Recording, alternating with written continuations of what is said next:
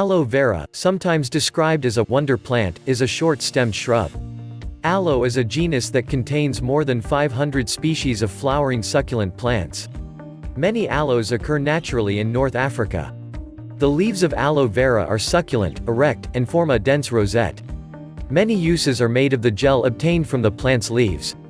Aloe vera has been the subject of much scientific study over the last few years, regarding several claimed therapeutic properties.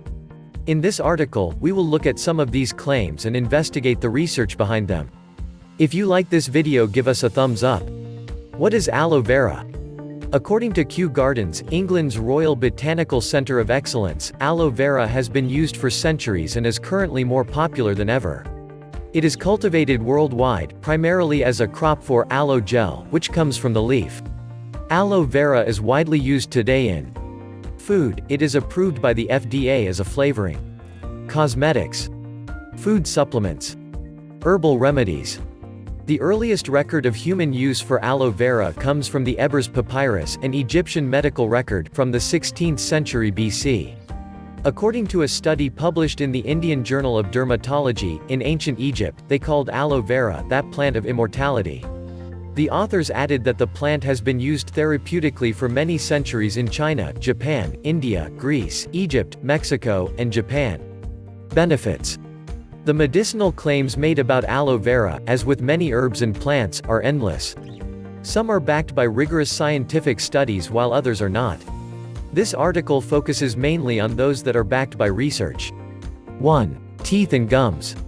A study published in General Dentistry reported that aloe vera in tooth gels is as effective as toothpaste in fighting cavities. The researchers compared the germ-fighting ability of an aloe vera tooth gel with two popular kinds of toothpaste. They found that the gel was just as good, and in some cases even better than the commercial toothpaste at controlling cavity-causing oral bacteria. The authors explained that aloe latex contains anthraquinones, compounds that actively heal and reduce pain through natural anti-inflammatory effects. The scientists warned that not all gels they analyzed contained the proper form of aloe vera. They must contain the stabilized gel that exists in the center of the plant to be effective. 2. Constipation. Germany's regulatory agency for herbs, Commission E, approved the use of aloe vera for the treatment of constipation. Dosages of 50 to 200 milligrams of aloe latex are commonly taken in liquid or capsule form once daily for up to 10 days. The U.S. Food and Drug Administration (FDA) ruled in 2002 that there is not enough data on the safety and efficacy of aloe products, so, in the U.S., they cannot be sold to treat constipation. 3. Diabetes-induced foot ulcers. A study carried out at the Sinhgad College of Pharmacy, India, and published in the International Wound Journal looked at aloe's ability to treat ulcers.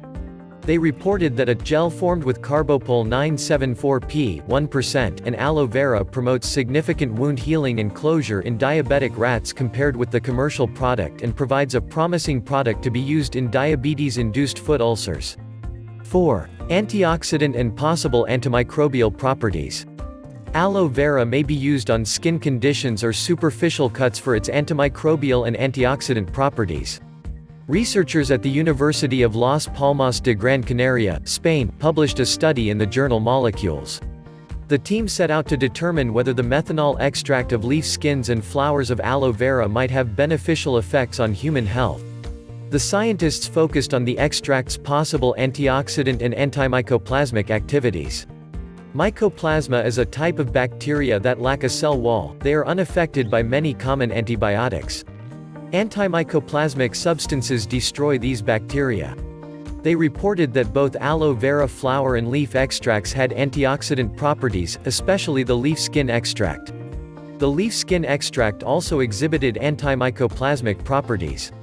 The authors concluded that Vera extracts from leaf skin and flowers can be considered as good natural antioxidant sources.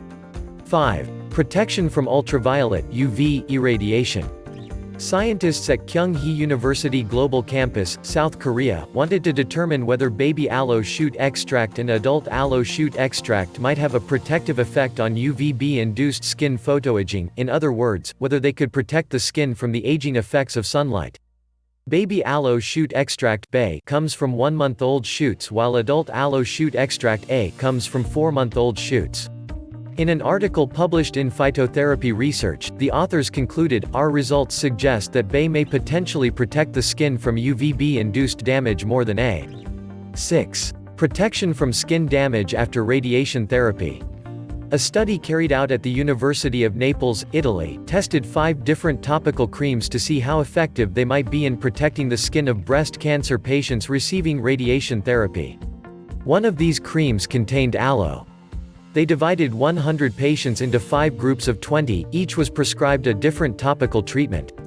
They applied the creams twice daily, starting 15 days before radiation therapy treatment, and carried on for 1 month afterward. In the journal Radiation Oncology, the scientists reported that the preventive use of the topical hydrating creams reduced the incidence of skin side effects in the women treated with radiation therapy for breast cancer. None performed significantly better. All moisturizing creams used in this study were equally valid in the treatment of skin damage induced by radiotherapy. 7. Depression, learning, and memory. An animal experiment. A study published in Nutritional Neuroscience found that aloe vera reduced depression and improved memory in mice.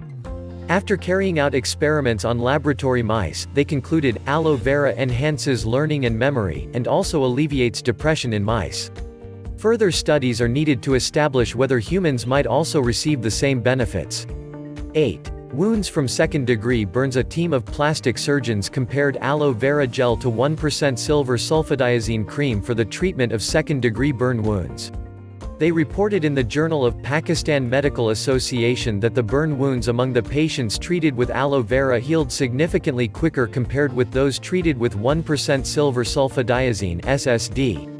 The researchers added that those in the aloe vera group experienced significantly more and earlier pain relief than those in the SSD group. The authors wrote thermal burns patients dressed with aloe vera gel showed advantage compared to those dressed with SSD regarding early wound epithelialization, earlier pain relief, and cost effectiveness. 9. Irritable bowel syndrome (IBS). A randomized, double-blind human trial carried out at St George's Hospital Medical School, London, United Kingdom investigated aloe and IBS. Their results were published in the International Journal of Clinical Practice. Participants with IBS were given either aloe vera or a placebo. After 3 months, there were no significant differences in symptoms of diarrhea. However, the researchers wrote, there was no evidence that aloe vera benefits patients with IBS.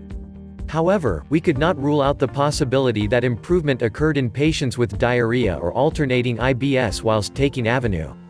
Further investigations are warranted in patients with diarrhea-predominant IBS, in a less complex group of patients. Research into the potential health benefits of aloe vera is ongoing. Most global health authorities say that many of the dozens of therapeutic benefits associated with aloe vera require further scientific evidence. This does not mean the claims are necessarily inaccurate. According to the National Center for Complementary and Alternative Medicine (NCCAM) in the U.S., part of the National Institutes of Health, aloe latex contains strong laxative compounds. Products containing aloin, aloe-emodin, and barbaloin, components of aloe, were once regulated by the FDA as oral OTC laxatives. In 2002, the FDA required that all OTC aloe laxatives be removed from the market or reformulated because of a lack of safety data. However, the use of topical aloe vera is likely to be safe. If you choose to use it, do an allergy test, apply a small circle on the skin and wait 24 hours before using it more widely on your body. Some studies have shown that topical aloe gel may help in abrasions and burns. However, the NCCAM wrote there is not enough scientific evidence to support aloe vera for any of its other uses. Subscribe, share and like, hit bell notification for next video. Thank you.